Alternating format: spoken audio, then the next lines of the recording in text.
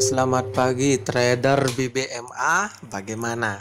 Profit konsisten dan salam layar. Jadi kita melihat satu-satu dulu. Kita tidak perlu melihat keseluruhan. Jika kita melihat keseluruhan, yakin 100% Anda pusing. Saya pastikan itu karena saya pun mengalaminya 3 minggu yang lalu. Begitu melihat saya langsung ini teknik apa? Kebanyakan indikator mana bisa melihat candle, mana bisa melihat price actionnya. Ternyata BBMA punya cara tersendiri untuk melihat price action yang terjadi. Ya, jadi begini. Ketika kita melihat GJ ini kan kebetulan SS-nya adalah GJ, jadi saya kasih contoh GJ. Bukan berarti saya lebih hebat ya. Ini hanya pemahaman saya pribadi. Nah, jadi saya akan melihat yang pertama adalah ekstrim yang terjadi pada perjalanan H4. Jika ekstrim itu adalah awal mula perjalanan akan berakhir, tetapi bukan berarti dia akan balik arah. Itu baru tanda-tanda awal. Jadi kita lihat ekstrim. Setelah kita lihat ekstrim, yang kita lihat adalah TP wajib. Berarti TP wajib akan ada candle reversal. Nah, ini reverse dulu.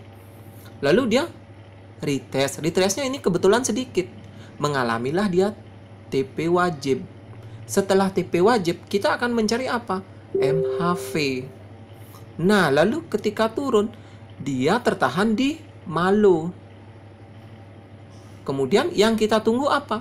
Di sini pun kita belum bisa entry kalau H4. Maka dari itu kadang saya mencarinya TF kecil. Lalu muncullah yang namanya, kembali kita ke CSAK.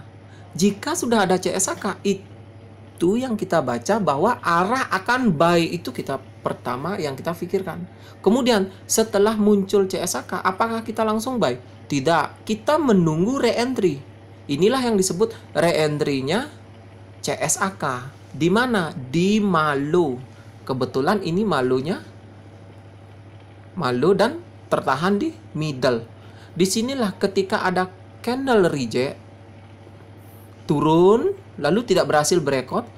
Nah, ganti candle. Udah, kalau Om Ali di sini sudah layar buy. Kemudian dia diam dan dia menunggu momentum. Nah, yang terjadi adalah momentumnya di sini. Jika ada momentum, berarti kita akan menunggu re-entry. Nah, ini dia. Re-entry-nya adalah di mana? Tentu lagi kita ke malo yang kita cek.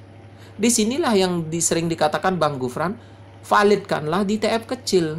Di sini maksudnya di area yang malo ini. Nah, di sini kita tandai di sini.